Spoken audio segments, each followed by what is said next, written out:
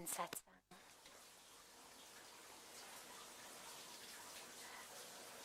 And especially at this beautiful time of Diwali.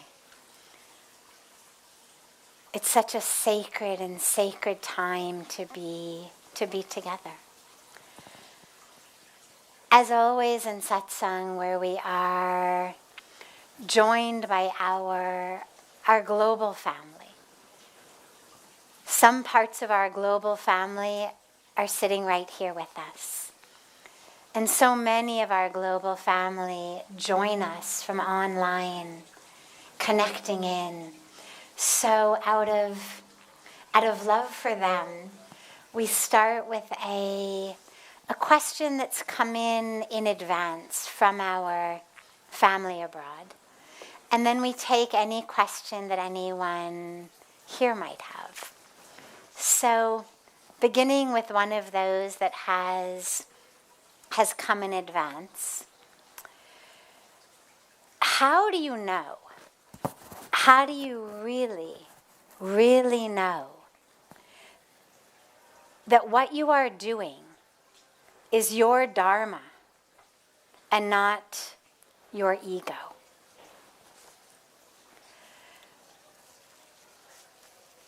So it's a beautiful question because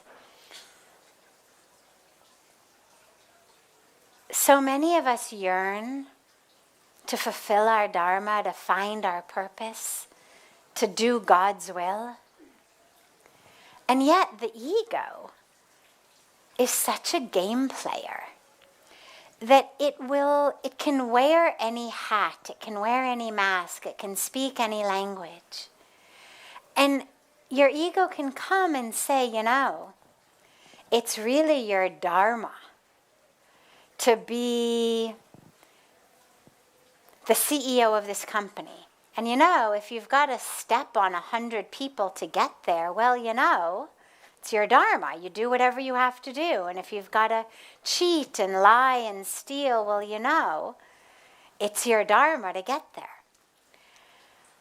And of course, we know that no one's Dharma, real Dharma, would require them to cheat and to step on people and to lie and to steal just to become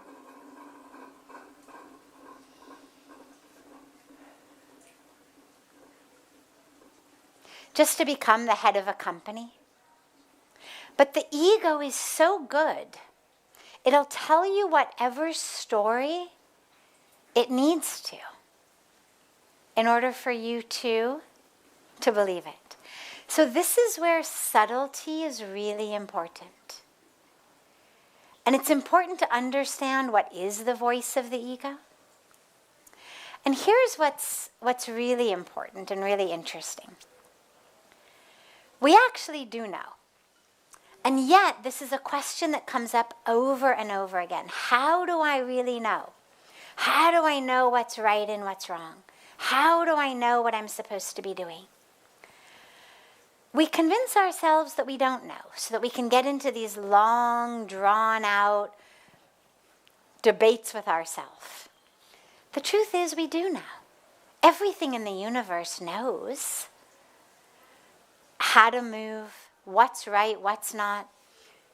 Pujya Swamiji shares the example frequently of the little dog that steals something from one of the telewalas on the street. Steals it, looks around. If there's no one there, the dog will sit and eat it right there. But if there is someone around, the dog's going to take it and run into a little alley and eat it where no one can see him. So even the dog knows. And with us, when you really go within, when you close your eyes, when you meditate, when you really ask yourself, almost all of the time we do know the answer. The dilemma is we don't actually want to follow it most of the time. And so what we've trained our egos to do throughout our lifetimes is to convince us that which we want to do is actually the right thing to do. That if we want to lie or to cheat or to steal or to betray or to whatever we want to do, we want to engage in greed or lust or whatever it may be, you can be sure that our ego is going to be right there, ready to explain to us why it's the right thing to do, why it's actually in service of our spiritual path, the right thing to do. And this is where Vivek, that power of discrimination, is so important. To actually show us what's true and what isn't. But it's also where simple humility is so important. Because when we're not so attached to what we want, how we want it, when we want it, our greed, then there's a lot less for the ego to work with. Then when we actually come to realize something is the right path, we're much more able to walk it.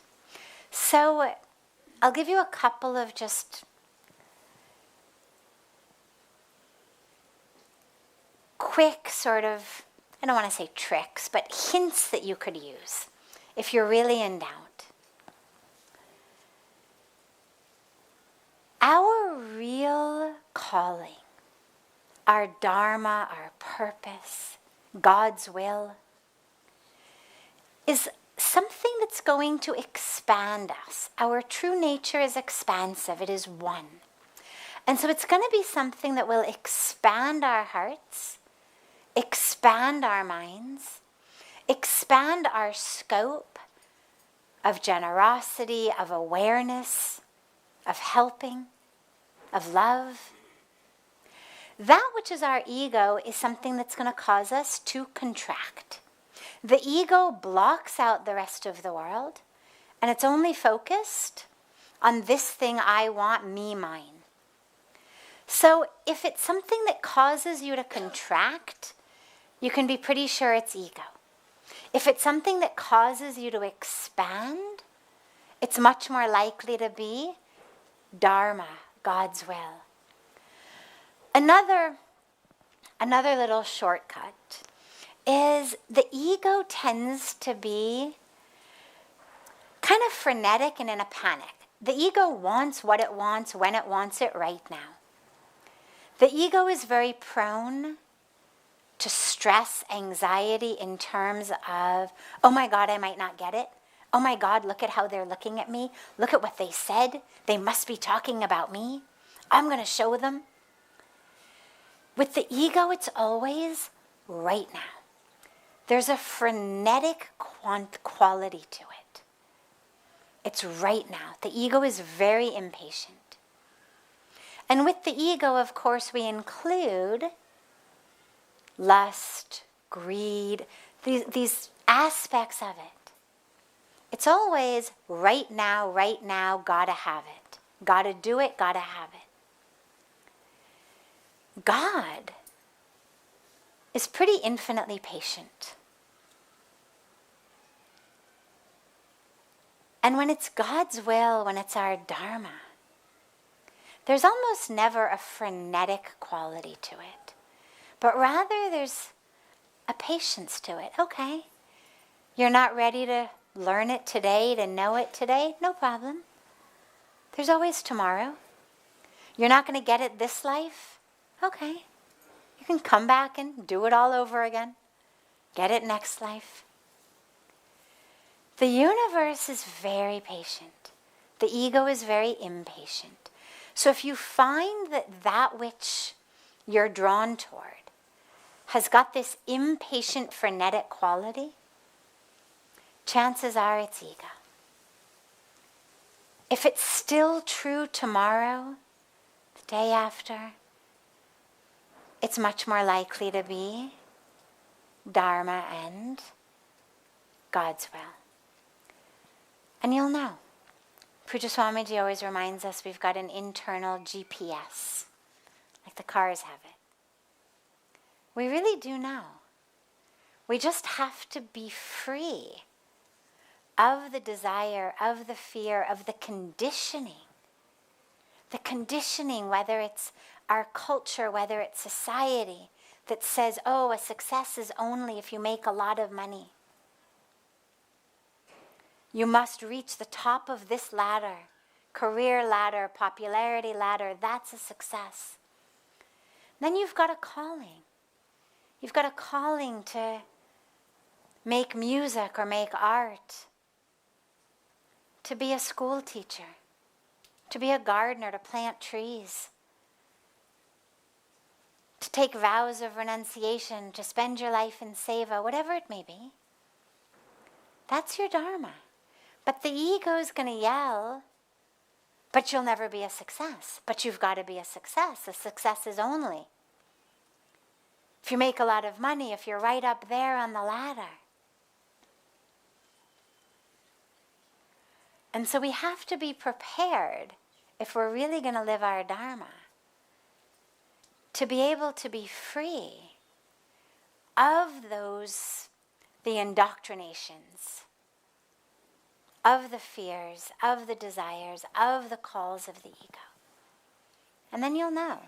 I mean, look, everything else in the universe knows. I always say caterpillars know how to become a butterfly. They know when to climb the tree. They know when to weave the cocoon. They know when to come out of the cocoon. Seeds know how to sprout, when to sprout, so that they can actually blossom into a tree. It's impossible, inconceivable, that this intelligence would be given to a caterpillar and a seed, but not to us. We just have to listen closely and carefully.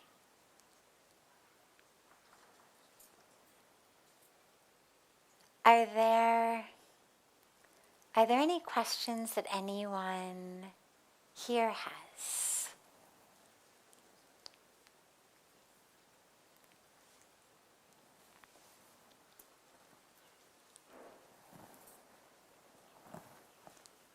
Yes. Yeah, you're going to have to, I can't see in the dark. I'm so sorry. Yes.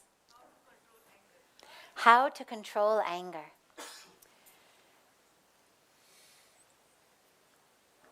So let's do a little experiment. Okay. Close your eyes for a moment. Now you've got 30 seconds. And in 30 seconds, I want you to become as absolutely angry as you possibly can. Okay? Furious, livid, rageful. Just become as angry as you can inside. Okay, open your eyes. Now, did you find that easy or did you find it difficult? Difficult. The reason that almost all of us find it difficult is because anger comes in unconsciousness. It's very difficult to become consciously furious. Now, there are things that make us angry. I can think about world hunger. I can think about the burning of fossil fuels and destroying our environment. I can think about women dying in childbirth because they don't have access to medical care. Makes me angry. But not angry in a way where I'm suddenly furious and my palms are sweating and my pulse is racing. Just angry enough to do seva for it. But not angry enough that it's going to eat me up inside with fury. That type of anger comes in unconsciousness. When we have lost our grip of the moment, we've gone into autopilot unconscious. Something we wanted to happen didn't happen, or something we didn't want to happen did happen. Our expectation was not fulfilled. And so we are angry. But more than that, we have become unconscious. I'm no longer grounded, anchored. In that unconsciousness, fury, rage, anger, it grows. And then sometimes we actually even act it out. Tappar maar diya kisi ko. Yeah, we've punched a wall, hurt our own hand, done something else we regret, said something. And then later we say, that wasn't me. I don't know who did that. Somebody took over me. That wasn't me. The question, of course, becomes, well, then who was it? Whose hands? Whose mouth? Who was that? Well, obviously it was you, but it was you unconscious. And so the very first and best and most powerful way to deal with anger is stay conscious. When you're conscious and aware and mindful in every moment, anchored and grounded in every moment, you're not going to lose yourself. Doesn't mean that there won't be things that you see that you know should be changed and that you have an ability to change them. But you're not going to become the slave of anger. You're not going to lose yourself with a pulse that's through the roof, a blood pressure that's through the roof, a fist that's through a wall. Because you stayed conscious. The second is to look at what are we expecting. What are we wanting from others? What are we wanting from the world? Because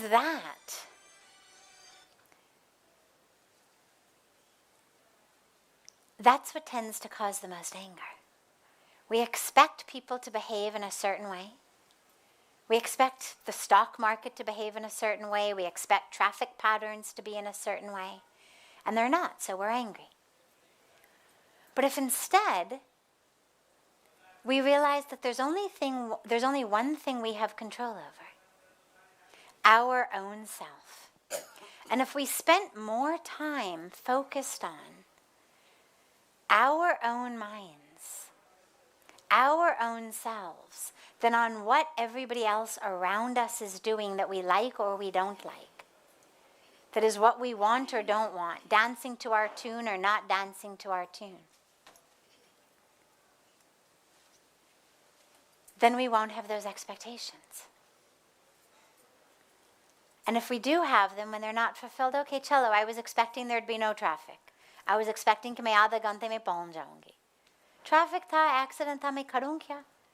ठीक है, flight भी छूट गए. Okay, it happens. But me getting furious about it isn't going to make me catch the flight. It's not going to make the traffic part on the freeway like the Red Sea. It's not going to make other people suddenly behave in the way that I want them to. It achieves nothing except harming myself. They say very beautifully, getting angry is like drinking poison but expecting the other guy to die. It just harms us. And so, number one, we stay conscious. Number two, we lower our expectations. Or if we have expectations, we're at least not attached to them. So, okay, I expect no traffic. I expect that people around me will be honest and loving and caring and sharing. They're not, okay. I wasn't attached to it. I understood I have no control. But I understood that I have control over one thing, my response. And just because they acted in ignorance or ego or anger or fear or greed doesn't mean I'm going to lose myself. That's the one thing I've got in my hands. You've already done something that was not right. Why would I take my peace, my freedom, my joy, my bliss, and suddenly throw it in with your ignorance or your greed or what you've done that's made me angry? So we don't have expectations. Or we're just not attached to them at least. And lastly, There's a lot, but last for right now. Lastly, we forgive very quickly. Very, very, very quickly. Because we realize that holding a grudge is harming us. It's not making other people change. All it's doing is causing my heart to fester. It's causing my heart to be stained, to hurt. And it's causing me then to move through my life with this identity as the victim of what you did. And so we forgive, not because what people do is right, not because it's okay, but because we recognize that, number one, the law of karma is there and is going to take care of whatever needs to be taken care of anyway. It's not our job. Until and unless God comes down and says to you, hey, would you mind being my secretary for a little while? Here's a notepad, here's a pen. I want you to make sure to write down who's doing what, who deserves what. Until and unless that happens, you can be pretty sure that we are not the karmic police, that we don't need to be holding on to what other people have done. And number two, because most importantly, we deserve to be free. Freedom is our birthright. It's our highest spiritual calling.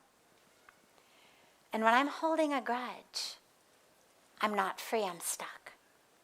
I'm stuck in anger, and I'm stuck in an identification as the one who was abused, who was abandoned, who was cheated, who was lied to, who was betrayed. So we forgive very quickly.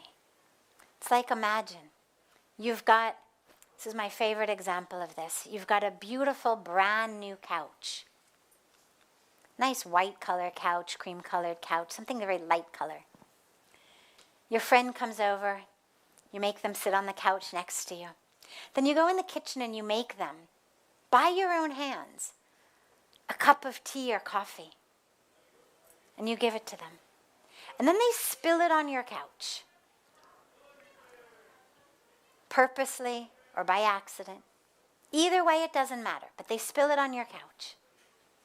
Then they stand up and they walk out the door. Okay? What are you going to do? What's the very first thing you're going to do? What's the very first thing you will do?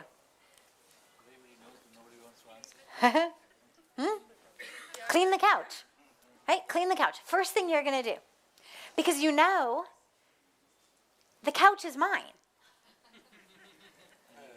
Couch is mine. I'm stuck with this house. And it's new. And coffee stains and chai stains. I'll deal with this guy later. But the very first thing I need to do is to clean my couch. So that hopefully there will be no stain.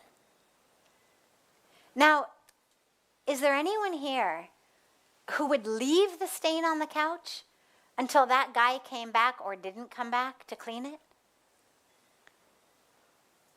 I mean, could you imagine? The guy's gone, left. You're going to call him, Hare bhai, vapas aao, isko saaf kar do. They don't come. But you keep it there? You're going to let your couch stay stained? Suddenly the ants start coming, then the worms come. Then you've got a whole pile of bacteria.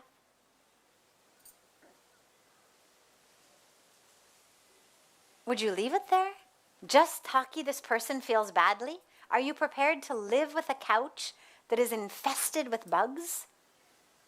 Just so that this guy knows what he did? Or what about to be able to show it to other people? Dekho unhone kya kiya mujhko. Maine bade pyar se coffee banaya, coffee pilaya, fir giraya chala gaya. Dekho kya ho gaya mera couch.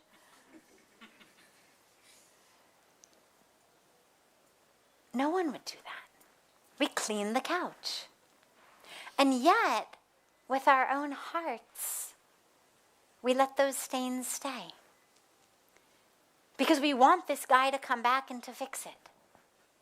Say you're sorry, make it up to me, do something. Only then I will let it go. We want to tell other people, I cannot believe, look how miserable I am, what this person did to me. But it's our own heart. So if we've got enough clarity to take care of our couch, at least we should have the same clarity to take care of our own hearts.